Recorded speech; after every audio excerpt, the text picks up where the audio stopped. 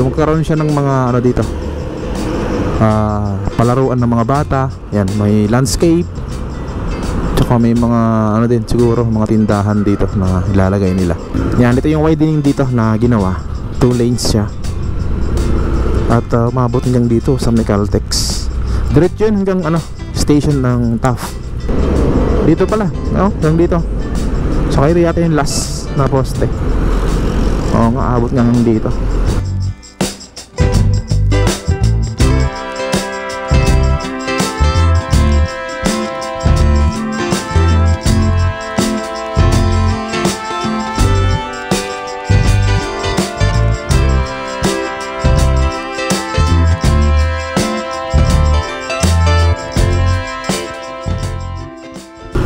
Good morning guys, dito tayo ngayon sa may Mabini Bridge, sa may Nagtahan. At ngayong araw ay mag-update tayo dito sa may Quirino Interchange. Tingnan natin yung update ng ginagawa nilang on-ramp. Medyo matagal tayo ano dyan, walang update mga 3 weeks yata. So sana ngayon ay marami ng pagbabago dyan sa ginagawa nilang on-ramp going south.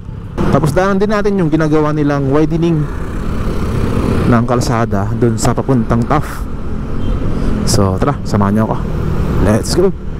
Yan, ito yung ginawang ano dito, drainage. Parang hindi matibay itong ginawa dito. Yan siya. Parang hindi siya matibay.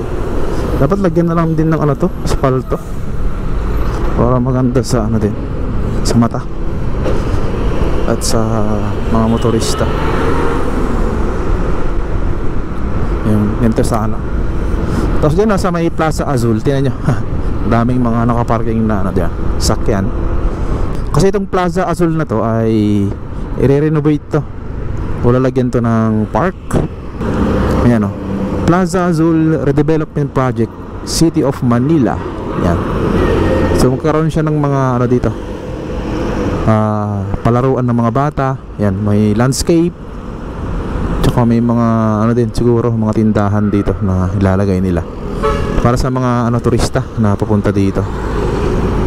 Maganda kasi itong area na to kasi gitna siya, sa ilalim pa siya ng ano, expressway. Yan o. So malapit lang to sa ano, ilalim to ng ano ng Nagtahan Interchange, malapit sa Quirino.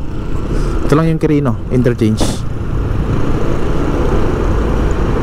sa may unahan konti. Yan, ito naman yung Plaza Dilaw, dyan sa kanan natin. Tapos dyan sa may kaliwa, tapat nya, dyan ilalagay yung station ng Paco NSCR. Yan, kasali yan sa contract package S02 nang mula ano dun sa may Espanya hanggang dito sa may Paco. Marami dito kailangan magawa na rin. Yan. Hindi ko lang alam kung nag-start na sila dyan magbakod din para sa NSCR project. Mamaya padaan natin ng drone kung nag-start na sila dyan.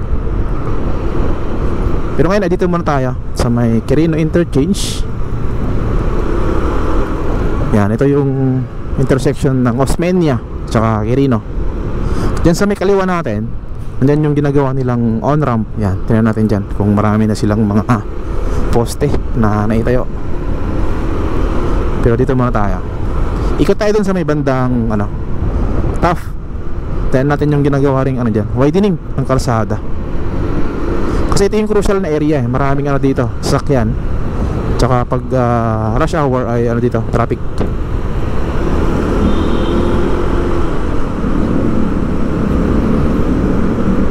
Yan.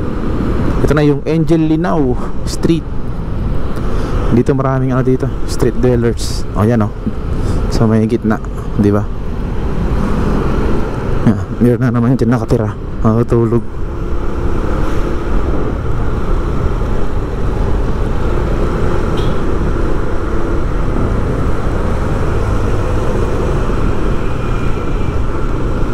Yan, ito yung off-ramp tollgate naman. Yung mga manggagaling sa south, dito mag-off-ramp. So ano siya, papuntang ano yan sa may TAF o Roas Boulevard. So yan o, marami na rin ano dito, mga bumababa. Yan, lahat ng yan galing sa ano yan, South Makati, yan, SLEX, Buendia. Yan, lahat ng yan ay galing doon. Okay na rin dito. Marami na rin nakakaalam dito na mayroong off-ramp dito. Nag-start to nung semana, nag-open sila. So ito yung ginawa nilang ano dito, widening, oh. Diba? Kasi minsan dito, choke point dito sa may off-ramp na to. Pag maraming sakyan na dito, nakabaraduhan na tong ano, itong off-ramp ng Skyway Stage 3. Yan, ito yung widening dito na ginawa. 2 lanes siya. At umabot hanggang dito sa may Caltex. Diretso yun hanggang ano, station ng TAF LRT. Yan, oh. Diba? Lumuwag na dito. Ganyan yung ginawa dyan.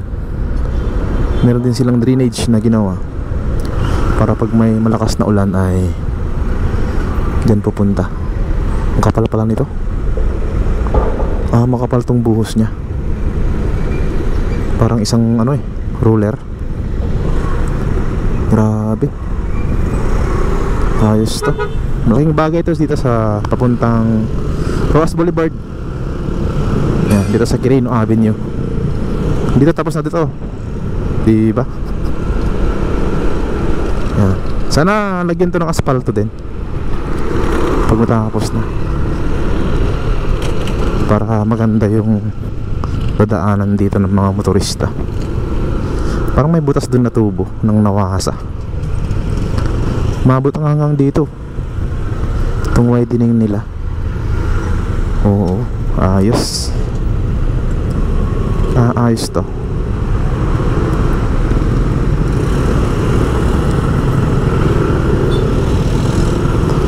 Ikot lang tayo. Tayo sa kabila. Papuntang ano tayo ngayon, Osmeña.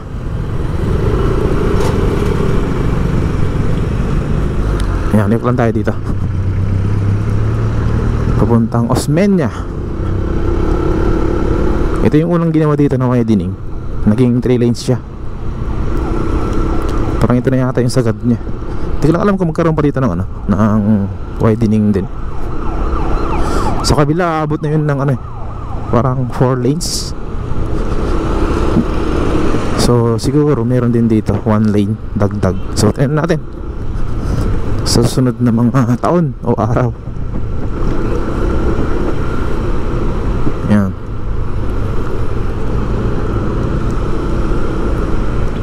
Marami na rin dito umaakyat papuntang norte. Kasi itong on-ramp dito ay wala pa yung papuntang south eh. Pa-north pa lang to. Pa-norte. Siguro pag natapos yung pa-south ay mas marami ng aakyat dyan. Ito naman yung abang ng Salex, yung nasa taas natin. Marami na rin dyan.